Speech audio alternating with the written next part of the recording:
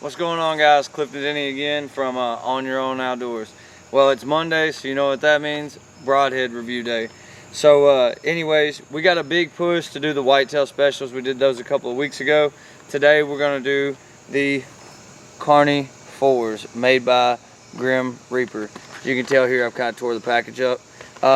So anyways, the big deal about these broadheads. So it claims it's got a 2.5 inch total cut, or 2.75. The blades is 1.5 inches by 1 1/4 cut. So it's saying it's going to cut 1.5 inches one way and 1 1/4 the other way. We're going to test that out and see what it looks like. So this is the first time I've ever shot or actually even seen the Carni-FOURs. Carni-FOUR. Anyways, went and picked them up the other day. They're a Grim Reaper. They're made super solid. I actually shot the one at 50 yards. I will say this, I'm not talking trash about it. Left and right was great. I shot it 2 different times, consistently about 2 1/4 inches low at 50.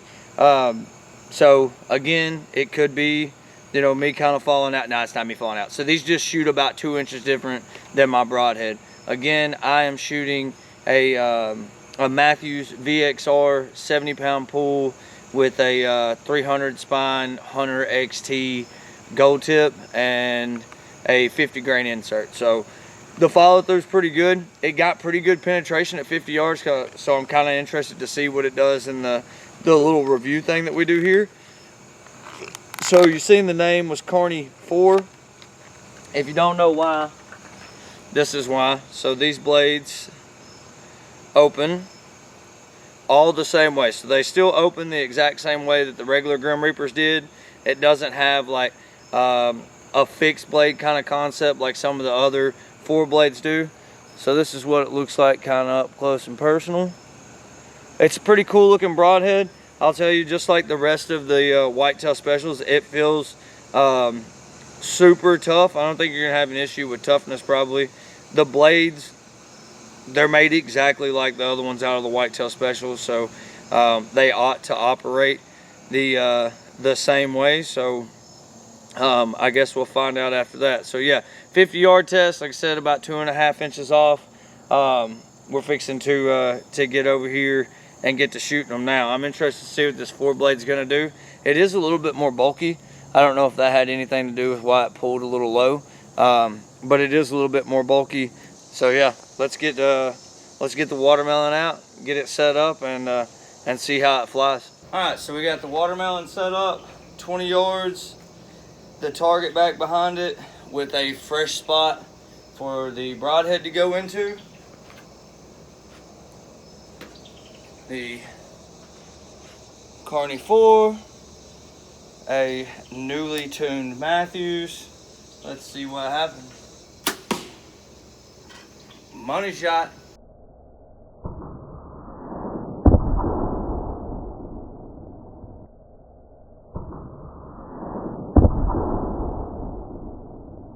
Money shot. Alright guys, what's going on? Again, we just shot the Carni-FOUR, so we're going to test out the penetration and see what it looks like. So the penetration, again, this isn't a test, it's a review, right? So we've got the watermelon, one side of it, the front side of it's hollow. It's just so we can see what the cut on impact looks like. We've got a 3-inch block of ice embedded inside to give it some kind of impact. And then the back side of the watermelon itself, it still has the inside of the watermelon in it, so we can track the wound channel. And then we also measure where it goes into the target on the back side. And what we do is we come off the front side of the watermelon and I take a measurement to see how much of the arrow is sticking out, so that I know what kind of penetration it got. Again, not as a penetration test, just as a review, comparatively speaking to the other broadheads that we've done. Start the penetration first. So we're at 14 3/4 sticking out. That's actually one of the best penetrating broadheads that, as far as the mechanicals that we've had so far. So what I'm going to do now is I'm going to go ahead and back this out just enough that I can screw the broadhead out the back of it. ease the arrow out so not to mess with the wound channel. All right, arrow's out, broadhead's out. All right, so we're gonna go ahead and measure the holes. So there's our entry hole. Again, a Grim Reaper is not a cut on impact. The blades fold back as they're going through, so that really does help with the penetration. Remember, if you get a cut on impact broadhead, it's gonna slow that broadhead down as it goes through. So these being the non-cut on impact, the downside, your entry hole isn't gonna bleed as much. The plus side, you're gonna get a lot more penetration through the backside because the blades aren't actually opening to their full capacity until they're going through the animal.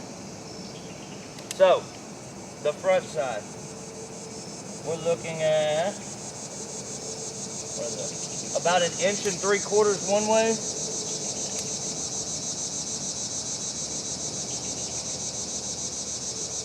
Yeah, so pretty close to 1 3/4 inches one way and 1 3/4 inches the other way. So, swivel seat, we're going to spin it around, check the back side. So on the back side, this is going to comparatively speaking be the exit hole. It's kind of hard for y'all to see. There you go. There's a good angle there. There's a good angle there that shows you just how wide that widest cut is. So let's check it. It's going to be about it right there. So we're at just shy of 1 3/4 inches. Hit the other way. We're dead on 1.5 inches. So before we even cut the watermelon open, slide this over to the side. Check out the bag. So one thing that a buddy of mine was talking to me about the other day that he was wondering is doing the penetration review, not penetration test. Again, this is not a broadhead test, it's a broadhead review. I do the same shot over and over and over with multiple broadheads to see what the different results are. This isn't made to tell you how tough they are or any of that. The most accurate thing that I can give you off of a test partial is me shooting them at 50 yards. So like I said, with this one, again, at 50 yards, it fell out about 2.5 inches. So low, left and right was perfect. So to talk about the bag, if you can see here, every time I shoot it, I make sure I shoot it in a different spot so that we get the actual cutting diameter and it's not hitting where another arrow's hit prior to. So, first things first, we're gonna hit this one. So if you can see that, from tip to tip is in between 1 3/4 inches and 2 inches. So that, I'd say that 1 3/4 inches is pretty accurate. And the tip of that one to that one, it's kind of hard to see, but it does come down 1.5 inches to 1.5 inches. So, what does the package claims it'll do, right? It says 1 1/4 inches to 1.5 inches. I'm gonna call the package wrong because what we ended up with was 1 3/4 inches and 1.5 inches. So the cut, the exit wound out the backside of the watermelon was actually bigger than what they're saying that it is, which is awesome. And then the entrance hole into the target after going through the watermelon is also bigger than what they're saying. So they're saying 1.25 plus 1.50 is 2.75. I would say as and all together, we're a lot more close to that 3-inch range. So that's pretty cool. So let's go ahead and cut this dude open, see what kind of wound channel we got. I don't know why in the other videos I didn't think about just cutting and rotating. This makes a lot more sense. All right, so before we go there, the chunk of ice, you can see it hit down here and it completely blew that out. So didn't have any problem with the block of ice. If one of the reasons I use these watermelons, this is the first one that really shows it really well. I hope you can see in there. You can actually see there versus, so this is only about 1 inch. So this is only about 1 inch difference from where it went in, the entrance hole, to where it came out like the inner liner. and you can see a huge difference. So that's a cool thing.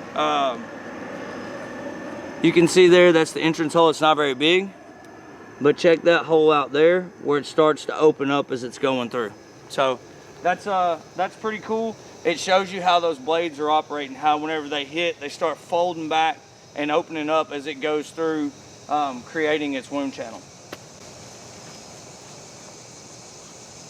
So I said this before, another cool thing about these 4 blades is and there's no way around the fact that they make a good looking hole.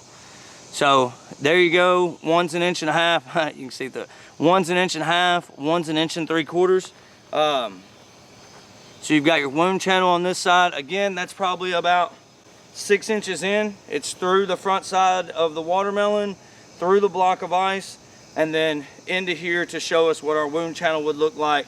And I'm comparing this, like, you know, not to a piece of meat or anything like that, because you can see that it's easy. It's just something that's pretty cool that gives you that effect of actually being able to see how those blades are operating as they're going through. So again, wound channel, back side there is the exit hole. Actually pretty impressive. So now we're done with all of that, let's talk about it. Super surprised. I know I say that in multiple videos. I know I said that whenever I was talking about the whitetail specials. The reason I said it talking about the whitetail specials was because I was super surprised by the penetration of the broadhead. And I'm gonna go ahead and say that I'm super surprised at this Carni-FOUR as well. Being a 4-blade, even though the way it operates and not opening up until it gets inside, I still expected for some reason in my head that it was not gonna get that awesome penetration that we see out of some of the others. It actually got a lot better penetration than a lot of the 2 blades. But remember, one of the reasons is because some of those other 2 blades are cut on impacts.